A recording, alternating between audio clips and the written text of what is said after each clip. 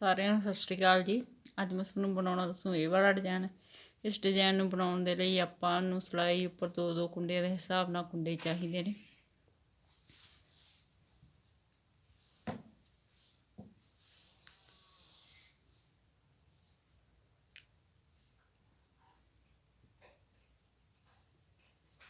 ਪਹਿਲਾ ਕੁੰਡਾ ਆਪਾਂ ਸਿੱਧਾ ਬੁਣਾਂਗੇ, ਅਗਲੇ ਦੋ ਕੁੰਡੇ ਉਲਟੇ ਬੁਣਾਂਗੇ,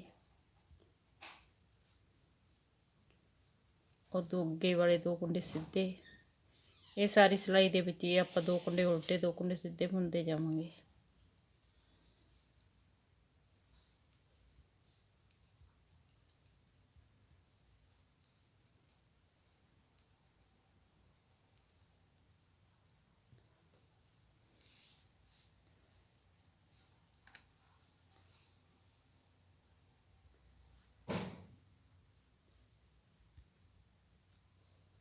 ਉਲਟੀ ਸਾਰੀ ਸਿਲਾਈ ਆਪਣੀ ਉਲਟੀ ਹੀ ਆਊਗੀ।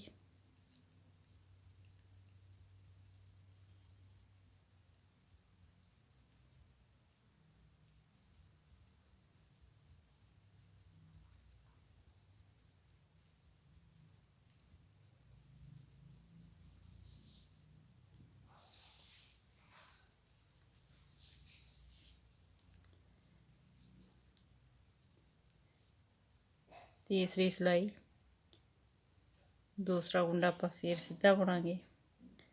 ਜਿਹੜੇ ਸਿੱਧੇ ਕੁੰਡੇ ਨੇ ਇਹ ਉਲਟੇ ਕੁੰਡੇ ਦੇ ਉੱਪਰ ਲੈ ਆਵਾਂਗੇ ਆਪਾਂ, ਤੇ ਉਲਟਾ ਕੁੰਡਾ ਜਿਹੜਾ ਇਹ ਅੰਦਰ ਚਲੇ ਜਾਊ, ਸਿੱਧੇ ਕੁੰਡੇ ਬਾਹਰ ਆ ਜਾਣਗੇ। ਇਸ ਤਰ੍ਹਾਂ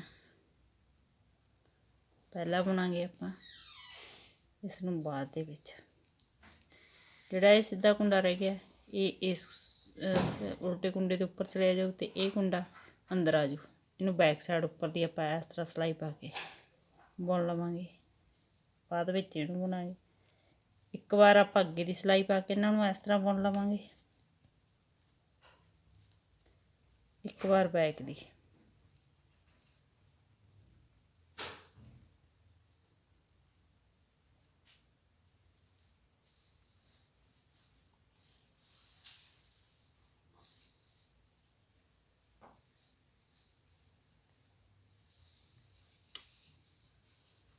ਉਲਟੀ ਸਿਲਾਈ ਬਿਲਕੁਲ ਉਲਟੀ ਜਾਊਗੀ।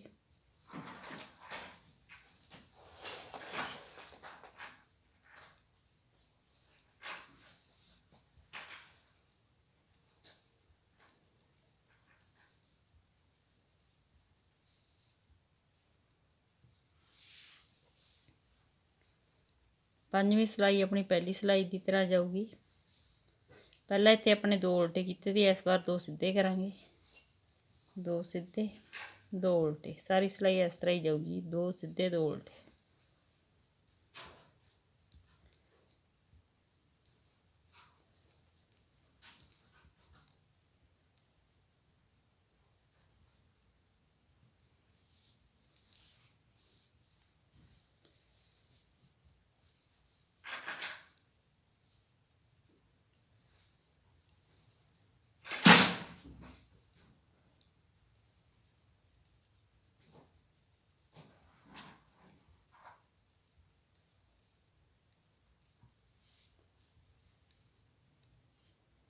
ਸੱਤਵੀਂ ਸਿਲਾਈ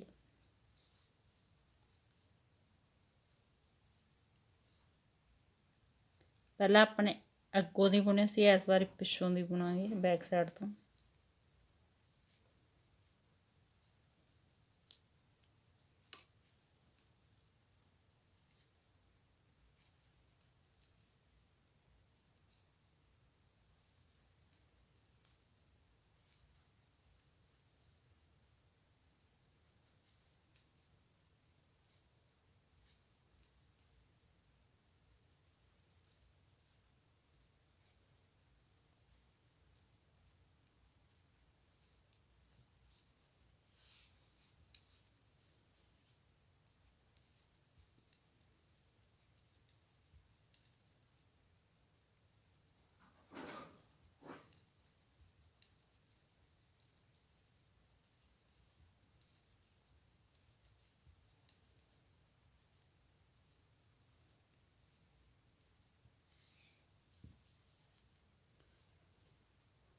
ਇਹ 8 ਸਿਲਾਈਆਂ ਨੂੰ ਬਾਰ-ਬਾਰ ਰਿਪੀਟ ਕਰਦੇ ਜਾਓ ਤੇ ਕਿਸਾਨ ਦਾ ਡਿਜ਼ਾਈਨ ਤਿਆਰ ਕਰਦੇ ਜਾਇਓ। ਵੀਡੀਓ ਨੂੰ ਲਾਈਕ ਸ਼ੇਅਰ ਚੈਨਲ ਨੂੰ ਸਬਸਕ੍ਰਾਈਬ ਜ਼ਰੂਰ ਕਰਿਓ ਜੀ। Thank you.